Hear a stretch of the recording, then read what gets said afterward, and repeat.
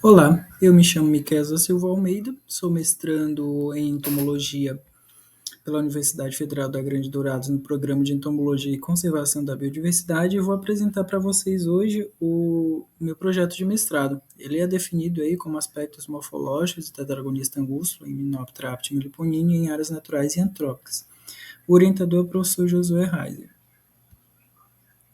Esse trabalho está dividido em introdução, objetivos, materiais, métodos, cronograma e referências. Então a gente entra na introdução aí. Na introdução eu trago a importância aí das abelhas sem-ferrão, em especial a Tetragonista angústula, né?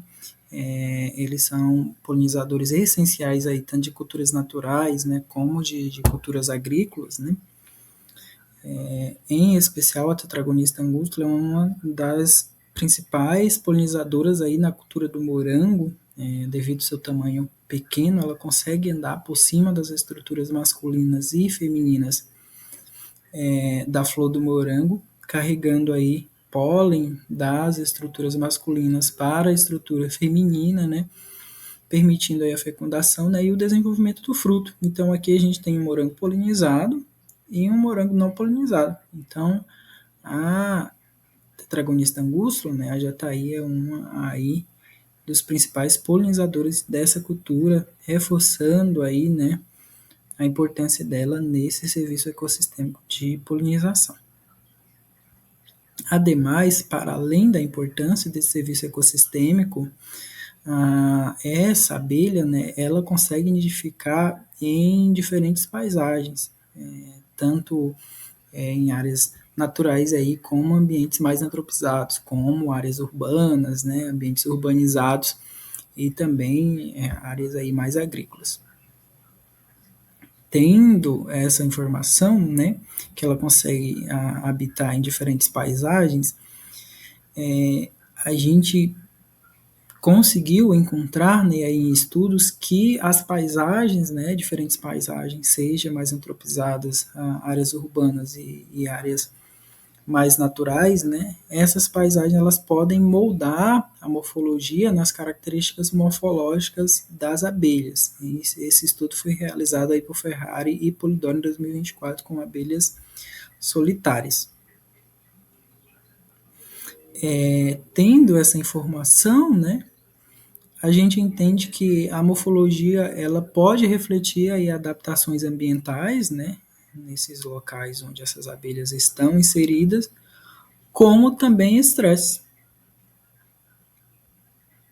Então, a pergunta da pesquisa aí é como as características ambientais elas moldam as características morfológicas da abelha tetragonista angústula no município de Dourados, no Mato Grosso do Sul.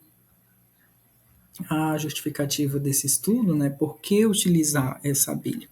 Em estudos anteriores, como de Ferrari e Polidori, essas características elas foram analisadas aí em abelhas solitárias. Então, como a tetragonista angústula ela é uma abelha eusocial, né, de hábito eusocial, será analisado nessa espécie, que além de ter esse hábito eusocial, ela também tem uma ampla distribuição geográfica no Brasil.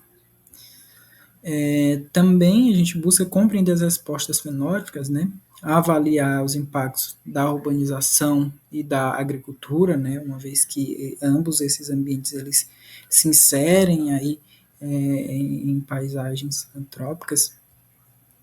E aí, a depender dos resultados, né, subsidiar estratégias de conservação. Então, a gente aponta aí a importância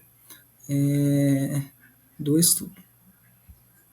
A hipótese, né, as condições ambientais, como a cobertura vegetal e as condições climáticas, tanto em áreas naturais quanto em áreas antrópicas, né, elas influenciam aí as características morfológicas da abelha tetragonista angústula. A gente vem então agora para o objetivo. O objetivo geral é analisar se as condições ambientais de paisagens naturais e antrópicas elas interferem nas características morfológicas da abelha tetragonista angústula. Objetivos específicos é avaliar se abelhas de áreas naturais e antrópicas elas possuem diferenças morfológicas e investigar se há relação entre as diferenças morfológicas e as condições ambientais aí das paisagens estudadas. A gente entra, então, agora no material e método. O sujeito da pesquisa é a abelha tetragonista angústula, né?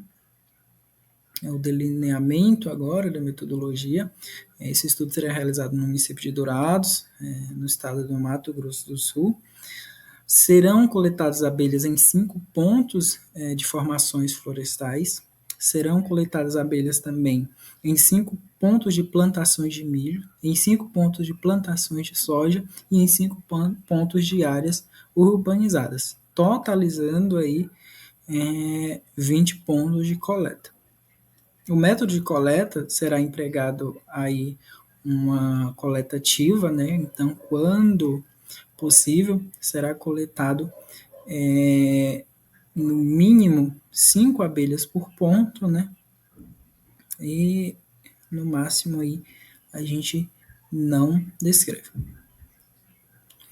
As abelhas serão submetidas a uma análise de suas características morfológicas, incluindo tamanho do corpo, tamanho dos ocelos, comprimento da língua e assimetria das asas. Então, em estudos anteriores, foi analisado o tamanho do corpo, né? Não se obteve aí diferença no tamanho do corpo quando analisou abelhas solitárias de diferentes áreas. No entanto, a gente vai observar essas características em abelhas eusociais.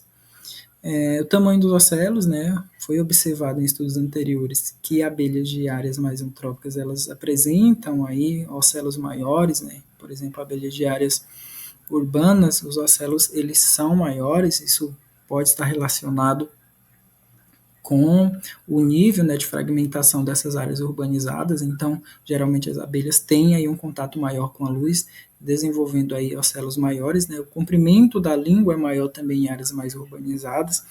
Em áreas mais urbanizadas também a gente tem aí uma menor oferta de flores, né? E flores de cálices de diferentes tamanhos. Então, pode ser aí uma adaptação funcional dessa abelha para sobreviver nesses ambientes.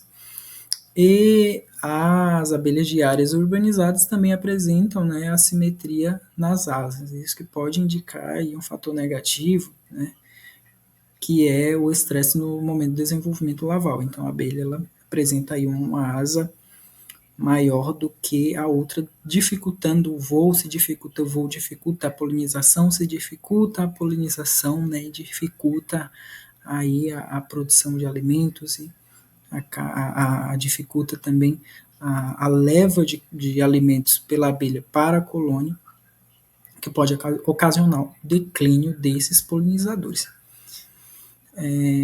Será feito aí o comparativo entre as espécies coletadas em áreas naturais e antrópicas.